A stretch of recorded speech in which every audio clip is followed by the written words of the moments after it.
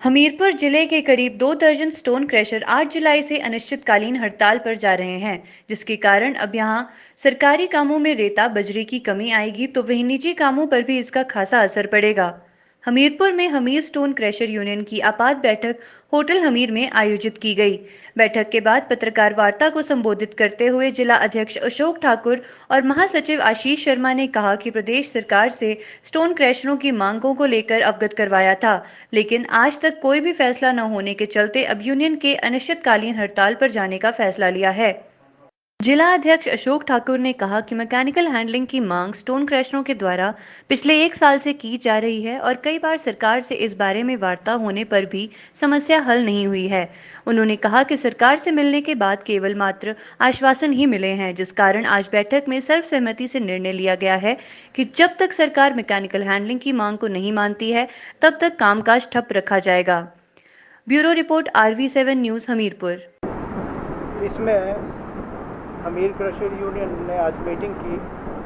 उसमें सबसे बड़ा मुद्दा मैकेनिकल लोडिंग को लेके है, जो पिछले 1 साल से लंबित है और उसका आश्वासन हमें 1 साल पहले दिया गया था, लेकिन अभी तक धरातल पे कुछ नहीं आया, जिसको लेके उन्ना क्रशर यूनियन ने भी स्ट्राइक कर रखी है और हम भी उसी का समर्थन करते हैं और सरकार से उम्मीद करते हैं कि हमारी इन मांगों को सुने और उसके ऊपर अपना निर्णय दे, ताकि हम माइनिंग ठीक तरीके से कर सकें और अपनी क्रशर के जो यूनिट है उनकी प्रोडक्शन के हिसाब से काम कर सकें। वो हमें आश्वासन तो ज़रूर दिया गया था, लेकिन धरातल पे कुछ हुआ नहीं।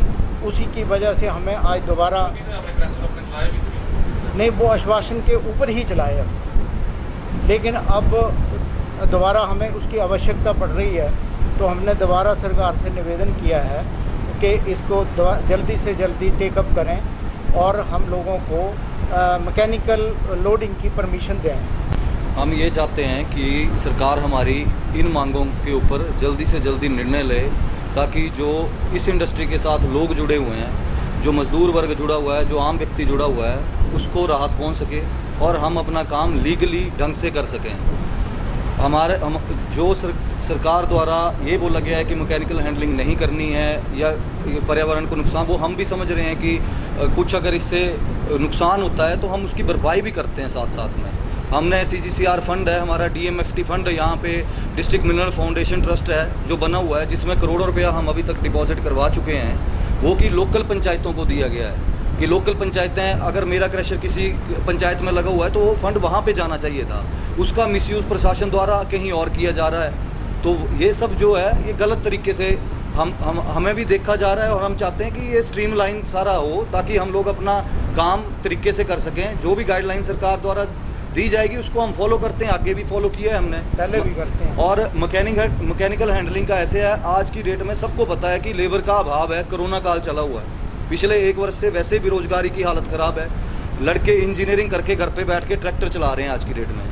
तो कम से कम सरकार को ये सुनिश्चित करना चाहिए कि रोजगार देने वाली इंडस्ट्री जो एकलौती चली हुई है, एक्साइज डिपार्टमेंट के बाद अगर कोई सबसे ज़्यादा रेवेन्यू दे रहा है तो वो हमारे डिपार्टमेंट दे रहा है, कोई वेलफेयर का काम कर रहा है तो वो माइनिंग डिपार्टमेंट कर रहा है। बिल्कुल हमारी मांग ये भी है साथ में कि जो मैकेनिकल माइनिंग है वो मशीन द्वारा, जो 80 हॉर्स पावर की मशीन है, जो कि पर्यावरण स्वीकृति हमें मिलती है, इन्वायरमेंटल क्लियरेंस जो मिलती है, उसमें भी एक क्लॉज है कि हमें वो स्वीकृति के टाइम वो अलाउ कर सकते हैं, लेकिन इंडस्ट्री डिपार्टमेंट द्वारा बाधाएं पैदा की जाती हैं कि हमें नहीं अलाउ किया जाता है। पिछले 10 साल से ये इंडस्ट्री जो है इसी लड़ाई के साथ जूझ रही है। हम चाहते हैं कि इस पे ऊपर भी गहन विचार किया जाए और इसको अलाउ किया जाए, ताकि हम साइंटिफिक वे में माइनिंग कर सकें। आप कोरोना काल में देख सकते हैं, पीछे जब महामारी का दौर चला तब से लेके आज दिन तक कोई भी कहीं भी डिस्ट्रिक्ट में, किसी भी 12 जिलों में सबसे ज़्यादा अगर किसी ने योगदान दिया है तो क्रशर यूनिट वालों ने दिया है। चाहे वो ऑक्सीमीटर्स देने हो, कुछ भी सामान जो डिपार्टमेंट ने बोला है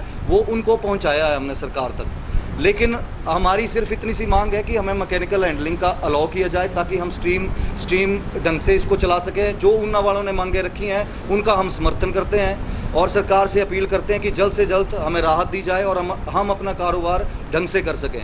हम कोई बाहर के किसी और स्टेट से तो है नहीं, यहीं हिमाचल में पले बड़े हैं, यहीं जन्मे हैं, सारे के सारे यहीं के हैं। तो एटलीस्ट इतना तो सरकार हमारे ऊपर देखेगी और रेवेन्यू दे रहे हैं सरकार को, कोई चोरी नहीं कर रहे हैं। जो चोरी कर रहे हैं उस पर कार्रवाई करे सरकार, उसके लिए हम बिल्कुल सरकार के साथ हैं। चाहे वो फ्री सेल का है जहाँ पे इलीगल माइनिंग ऊना में हो रही है, चाहे कहीं भी है, कांगड़ा में भी है, वो कार्रवाई करें। लेकिन मैकेनिकल हैंडलिंग का हमारा एक लौता इसमें मुद्दा है कि ये हमें अलाउ करनी चाहिए। ये अनिश्चित काल तक हमारी स्ट्राइक चलेगी। जब तक हमारी मांगें नहीं मांगी जाएंगी सरकार द्वारा, तब तक हम वीरवार 8 तारीख से सुबह से स्ट्राइक पे जाएंगे और सारे क्रशर यूनिट जितने भी ज़िले में हैं वो बंद रहेंगे।